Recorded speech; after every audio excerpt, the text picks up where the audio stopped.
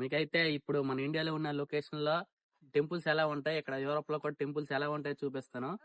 మొహిందీ centre అయితే వచ్చింది చూడండి.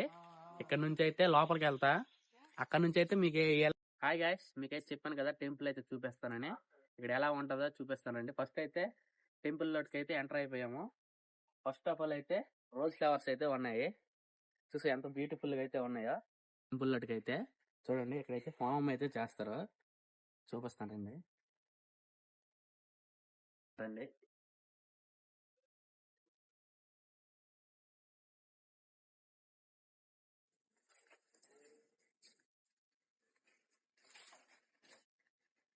చూసారు కదా, వినాయక స్వామి అయితే ఉన్నారు.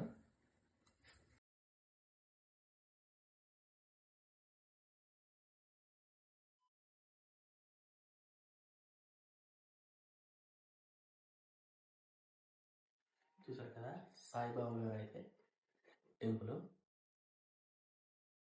ఎంత పీస్ఫుల్ గా ఉందైతే. ఇదంతా కూడా చూసారా చెక్కలతో అయితే చేశారు. అంతా ఇది టెంపుల్ మొత్తం చెక్కలతోనే ఉంటది. బయట చూసారా, ఇదైతే మనం టెంపుల్ బయట అయితే ఉంటాం కదా విశ్రాంతి తీసుకోవడానికి, అలా ఇది మొత్తం కూడా చెక్కలతోనే ఉంటది. చిన్న చిన్న టెంపుల్ టైప్ లో కట్టి సరే ఎంత పీస్ఫుల్ గా అయితే ఉంది. చాలా ప్రశాంతంగా అయితే ఉంటది ఇక్కడైతే. చూసారా చుట్టూ పొలాలు, మధ్యలో అయితే టెంపుల్ ఉంటది.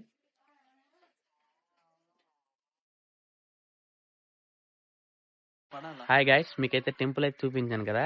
ఇక్కడైతే ప్రసాదం కూడా మాకైతే ప్రొవైడ్ చేశారు, చూపిస్తాను చూడండి. ప్రసాదం కూడా మా ఫ్రెండ్స్ అయితే తింటున్నారు ప్రసాదాన్ని. చూసారు కదా, ప్రసాదం అయితే టెంపుల్ కి అయితే వచ్చామని చెప్పాం కదా. మనకైతే మన ఇండియన్స్ కి అయితే చాలా గొప్పగా అయితే మనల్ని అయితే ట్రీట్ చేశారు. ఫుడ్ అలాగే మనకు, అలాగే ప్రసాదం కూడా మన ఇండియా లాంగ్వేజ్ లో మంత్రాలు కూడా అలానే చదివారు.